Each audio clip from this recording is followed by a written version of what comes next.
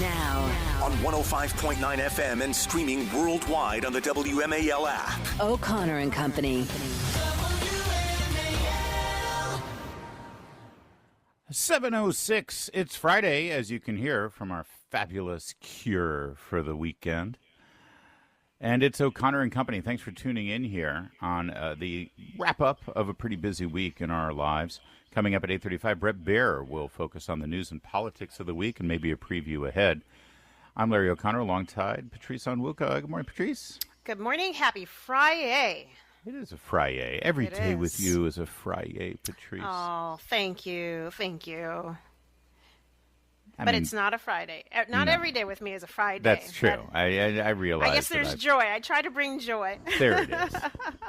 Joining us right now is another person who's been bringing joy all across the country, participating in the Independent Women's Forum bus tour, trying to save Title IX, and she's become, honestly, a champion of little girls who just want to do what Payton was able to do, which was to play the sport that she loves without any danger. Sadly, though, that last part, without any danger, is something that Payton had to deal with and face down because she was not protected by her local government with regard to her volleyball career in high school. Of course, you know her story by now, that she had to suffer a horrific injury at the hands of a biological male who was playing as a girl. And she joins us now. Payton, always great to talk with you. Thank you for joining us. Yes, absolutely. Thank y'all for having me. You must have had some level of post-traumatic stress disorder when you saw that horrific scene in the boxing match at the Women's Olympics yesterday. I have to say, though, I'd love for you to comment on it from your very unique and personal perspective, but also, did you sort of expect this? I mean, we knew we had these two biological men who were fighting. We sort of had to assume that something terrible was going to happen, right? Yeah, unfortunately, I, as well as so many others, saw this coming from the beginning when they were allowing this to happen. I knew this would happen, unfortunately, and it's really sad that it even had to happen. But there's people that are above us that are supposed to be protecting us that make these decisions based on a man's feelings, because feeding into their false reality is more important than women's safety. You know, Payton, and it was so good seeing you on the bus tour. Can you share a little bit about your story? Because, you know, we talk about your story as a volleyball player, and the Olympic stories we heard yesterday and saw yesterday was like a high contact sport, boxing. But volleyball, tell us about how you were uniquely injured and your injuries by a biological male in a sport that's relatively not that high touch. Yeah, exactly. So a man's volleyball net is 7 inches higher than a woman's, first of all.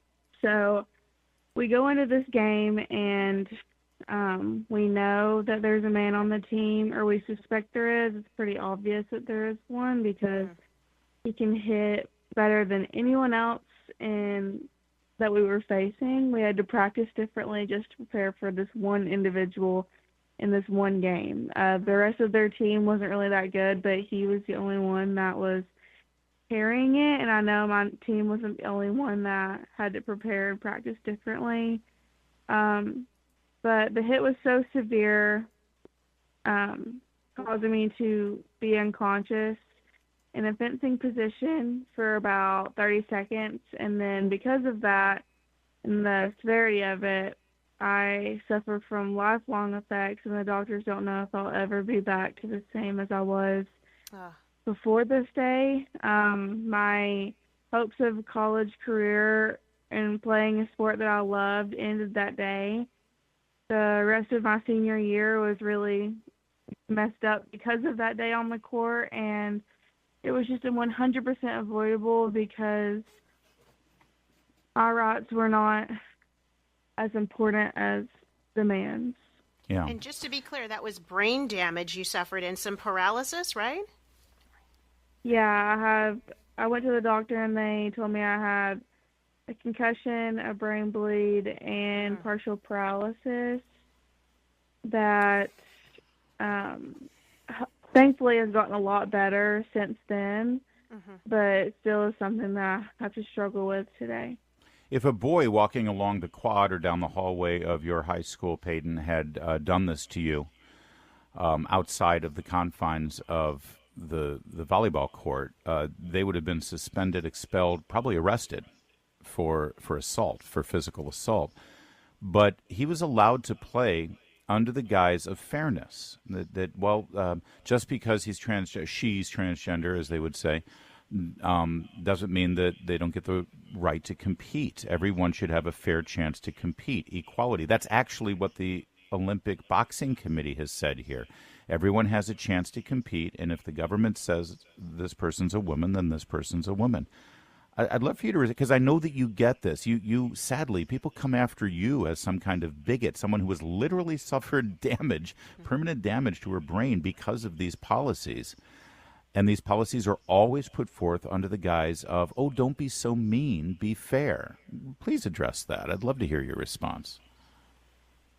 Yeah, people have this mindset under the guise of being inclusive when they're really just being exclusive against every other woman. It's not loving to lie, and that's what I try not to do. I mean, it's a false reality, and when people lie and give into it, it's just making it worse.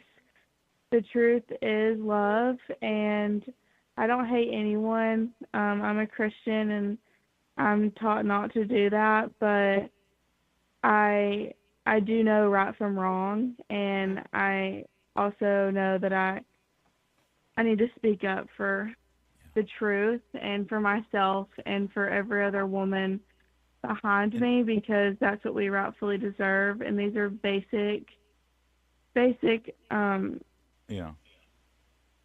that we shouldn't be having to go through. Right. Basic morality questions here. Quickly, this was allowed in your state. You're a North Carolinian, right? Am I remembering that correctly? Yes, sir. Yeah, this was allowed because of the state government of North Carolina allowing this to happen, and there's some argument that states should be able to do that. The Biden administration, the Harris-Biden administration, they're pushing to make this federal. That's why you've been fighting for Title IX. Is that where you think the real fight is here? Do you want people, because people are hearing you, they want to do something about it. Is this about this next presidential election as far as you're concerned, or is it still at the state level? What do you see it? Oh, yeah. On this issue, this next election is the most important. Yesterday, the Title IX rewrite just went into effect, and that is just, it's just insane, because men can take athletic, academic scholarships from women. They can compete against women. You can get charged with sexual assault, potentially, if you do not use someone's proper pronouns or things like that. You can room with transgender, what would boys now, and if you request a room change, you can be charged with sexual assault. It's just absolutely insane, and it's just it's a clown world that we're having to live in today. Hey, Payton, do you mind? This is such a dominant topic right now, and it's sort of gone beyond just, Republican, Democrat politics news, which we often spend time in. This is a cultural phenomenon. It's the Olympic. WMAL. Making sense of the news. Live From the Home Paramount Pest Control Studios. Home Paramount, the leader in pest control since 1939. We are back right now with Payton McNabb. She stayed with us. Payton is an ambassador for Independent Women's Forum, one of my colleagues over at IWF, and she's given us some reaction to the heinous match that we saw yesterday at the Olympics between a biological woman and a man. And so, Payton, thanks for staying on with us and holding over for a couple more questions. You work with IWF with me, and yesterday IWF actually submitted, a really great letter to Congress urging them to kind of take actions, hold the Olympic Committee accountable. Can you talk a little bit about that? And also, where do you see the government's role here? Because, what I hate to see is energy die down around these Title IX regulations and around really returning women's sports to women and women's spaces to women. Yeah, unfortunately, this is a fight that we're going to have to keep making or keep pushing because people do try to push it away. They try to sweep it under the rug, and it is very real and it is happening. But people try to say that it's not, even though there's more examples of it every day. So I'm very thankful for IW for all their hard work and tirelessly working for women all over the country and all over the world. Because what happened yesterday at the Olympics was completely just morally wrong. And it was just so sad to see the woman that got injured when she has been training and fighting for her late dad, and she works her way all the way to the Olympics just to get out because of a man. Yeah. We've been having a discussion here in America, as you know, Payton, as you've been going on this bus tour and advocating for respect for women's sports and protecting women's sports. But the conversation started with a track meet in Connecticut, right? At least that's when I was first aware of this danger. And then, of course, it was heightened with the swimming matches with Leah Thomas and Riley Gaines in the NCAA. But just recently now, for those of you, my son plays volleyball. It's a contact sport. It is a dangerous sport, right? And I would not want my dude playing against you when he was a senior in high school because it's vicious. Basketball is a contact sport now, and then boxing is the ultimate contact sport. And these sporting organizations, Payton, are either handcuffed by politics and political correctness and advocacy and agendas, or they're just confused and they don't know what to do here. What is the simplest way for us to define who should play women's sports, who should play men's sports? You look at these two boxers, we're told that they both have XY chromosomes. I would think that would sort of be the deciding factor, at least, if not other things like testosterone levels, etc. But do you have sort of an understanding of how we should sort of rule on this definitively? Yeah, I think it's as simple as you made it sound. If you have XY chromosomes, then you're a man. So you shouldn't be playing with the women. And it's really that simple, but people do try to overcomplicate it, and that's just why it's gotten so far, is because people try to go around it with all these weird terms and things that don't make sense, and then it's just gets confusing. But it's really that simple. If you have XY chromosomes, you are a boy, and you should not be playing with the women. If I could just jump in, Patrice, I know you want to get in, but I just want to say one quick thing on that, because I know that there are outliers. There are genetic exceptions. There are billions of people who have been born into this planet over the eons, and some people will have XY chromosome, but then have genitalia that appear to be female, and they may have been raised as female. And I know some people are making the case that that's the situation with this Algerian boxer. And I think what we need to do in those cases is still have a standard and say, okay, I get it. You're one of those very, very few, very, remote and exceptional sort of cases where you may be born with XY, but you present a different way physically and you were raised a certain way. But the fact is, biologically, you are XY. Biologically, you produce testosterone. Biologically, you have an unfair and even dangerous advantage. So I'm sorry. I know it sucks for you, but you can't be allowed to do this. And I think we just need to have the strength to be able to say that instead of say, well, it's an exception, so we'll let the exception go, because then a woman gets a fist in the face. Go ahead, Patrice. Sorry, I just wanted to jump in there because I know that's the argument we'll hear. Payton, you are a Gen Zer, and I'm a millennial. Larry is Gen X, I think, right? Yes. It seems like, yeah. I'm not going to put you in the boomers. But there has been such a cultural difference, I mean, generational difference to this whole issue. And it seems like Gen Zers are much more open to this idea. But after all the hard work you've been doing, like really educating and bringing light to this issue, are you starting to see a change in Gen Zers who are saying, no, actually, this is not about inclusivity. This is actually wrong. It's unfair. Honestly, I think so. It's been, like, as you said, the Gen Z is, like, so open about this. And it's just because of, I think it's because of social media and how we are constantly online. But I think there's a lot of bad things that come from that, and this is one of them. But since all the things have been coming out, I really have seen a little bit of a change, and hopefully I'll see more, and everyone will see more coming up. Payton McNabb, I, like many parents around there, see you and see your strength and see your courage and see your determination, and we are so proud, and we see our own children reflected in you, and you're a real. You really represent a bright future, I think, and I hope you stay with us. I know that you may have an interest in pursuing policy because it's so important to you, and I do hope that Washington, D.C. could use more Payton McNabbs, I guess is what I'm trying to say. Oh, thank you so much. That's so sweet. We know that because we live here, and good God, please. We need more sunshine. Thanks, Payton. It's 7:24. Now on 105.9 FM and streaming worldwide on the WMAL app. O'Connor and Company.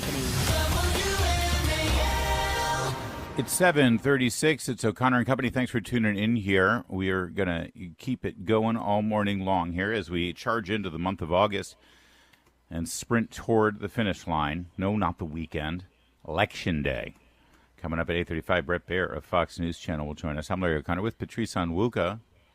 Happy Friday. It's a groovin' Friday, too. Yeah, I know you're bringing the funk right now, and I appreciate it. Absolutely. Democrats love their dynasties. Ever since the Roosevelts, the Kennedys, honestly, they seem to be enamored with dynasties, monarchies, royal families. You hear, Joe wanted to groom Beau to be president. He says it all the time. Why didn't he groom his other son then? He still has another son to groom. His son was a groomer in his own right. But this is what they do. And this is why, listen, I was very reluctant at the time. George W. Bush was not my first choice, not because he wasn't a good governor in Texas and because I didn't think he'd make a fine president, because I am repelled by the idea of political families. Get a real job. And the idea that because of your last name and because the accident of your birth, you're in some way gifted. And for everyone who says that Donald Trump Jr. should run or no, I'm done. No. Stop. The family dynasties are annoying. I don't like them, and our founders hated them. That's why one of the reasons they loved the idea of George Washington being president, our first president, because he didn't have any children. So there would be no question of monarchy and succession. All right, I lay this all out here because here they go again. Chelsea Clinton, according to the New York Post, is angling for an ambassadorship from Kamala Harris.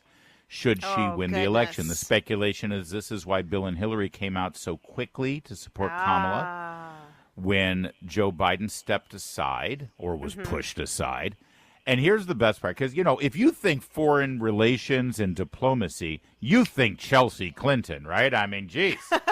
Obviously. What a track record she has. Obviously. And if you say, well, what has she done to achieve this, that she should be an ambassador? And, of course, her mother was Secretary of State. So, okay. So her father was president, her mother was Secretary of State, so clearly she's qualified to be an ambassador. So, okay, fine, be an ambassador. How about Kazakhstan? How about the South Sudan? Places where the Clinton Foundation actually does work. Haiti. She'd be a great ambassador to Haiti, although I fear for the Haitian children. No.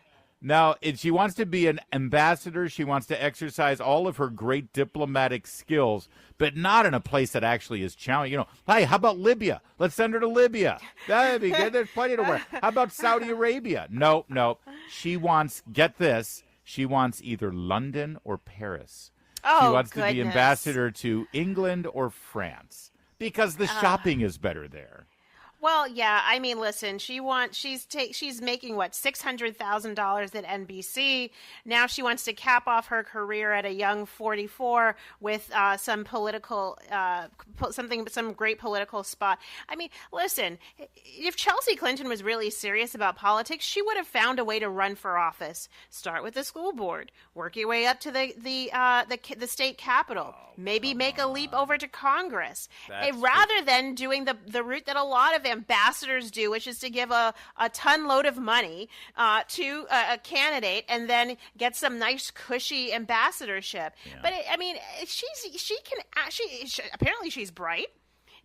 She's young enough that she could actually make something of a difference if she really wanted to, rather than just traipse around Paris when the next time there's an Olympics or the next time there's a major event and she's a Clinton.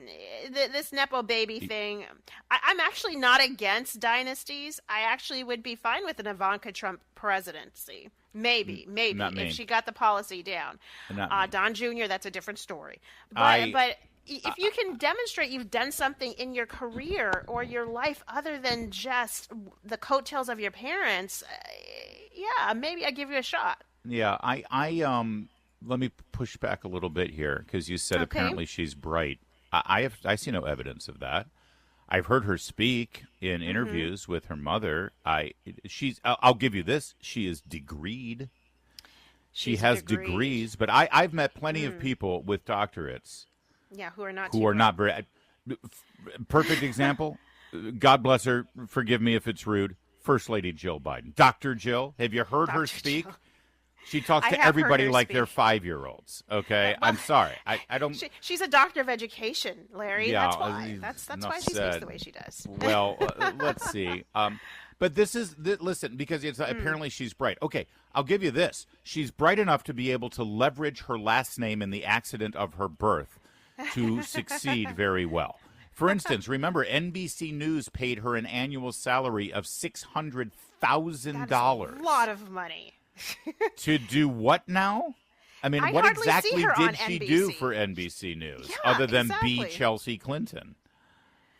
Well, I mean, being Chelsea Clinton is a hard thing when your dad is who he is and your mom is who she is. When your family name ends up on the Epstein list, I think. Am I wrong in making that assertion? Yeah, let's definitely reward those children. All right, let me just. I'll finish this up with this. Okay. I want this kind of conversation to happen on a daily basis in the media. The more Kamala Harris is linked to Hillary Clinton, the better. 100%. This is great. That Kamala wins. And the Clintons are back in our lives, from Ambassador Chelsea to Bill being a special envoy to, Thailand, probably knowing him. And Hillary, Hillary should be the running mate, or Hillary could be National Security Advisor. I was going to ask you. Do you think she would join the ticket and be number 2? I think we need to speculate that she would, because the American people need to think about that. If you thought you were done with Hillary and Bill and now Ambassador Chelsea, you were wrong. You vote for Kamala, you get the whole package. It's 7:43. You know, Patrice Onwuka, that I, Larry O'Connor, love reading spy thrillers, right? Like Jack Ryan stuff. Actually, I didn't know that about you. Oh, yeah. I love all these years. I either love reading them or I love the audiobooks. Jack Carr's books, of course, Brad Thor's stuff. Daniel Silva. Now, the last few years, Daniel Silva's books, he's gotten sort of all crazy about Trump. So many of the books are about, Russia, and all that stuff.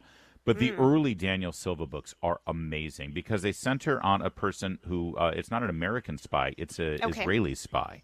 He's an Israeli assassin. He was one of the people handpicked to retaliate against the terror attacks of the Munich Olympics in 1972. Yeah. That's his backstory. Gabriel Alon is his name. Anyway, these books are amazing, and the spycraft they use to kill Israel's enemies is just riveting. I really highly recommend Daniel Silva's books, especially the early ones. Okay. I raise this because what we are learning now about the killing of Ismail Haniyeh.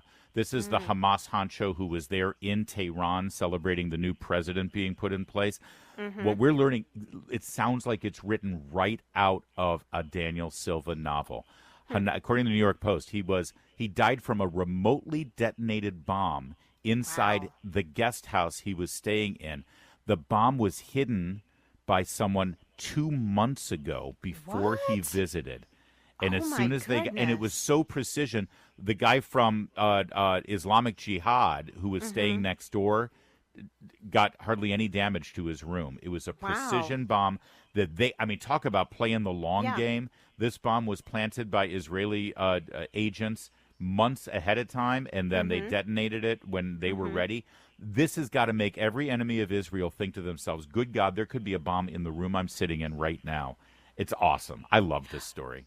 It's amazing, and it makes me think that the amount of intelligence that had to go into this, to have known that he would eventually stay there, and when he arrived there, that he was staying there, that's impressive, and I think it certainly does give some credibility and some solace to, I think, a lot of people who said, October 7th was a big failure of intelligence, and so this is an example. No, we've fixed some of these. We fixed whatever the problems were. Making up for it, yeah. They're making up for it, and I would hope that our federal government is being trained by some of these Israeli operatives, and I'm sure there is cross training going on. Our folks, our Navy SEALs and so on, do the same thing.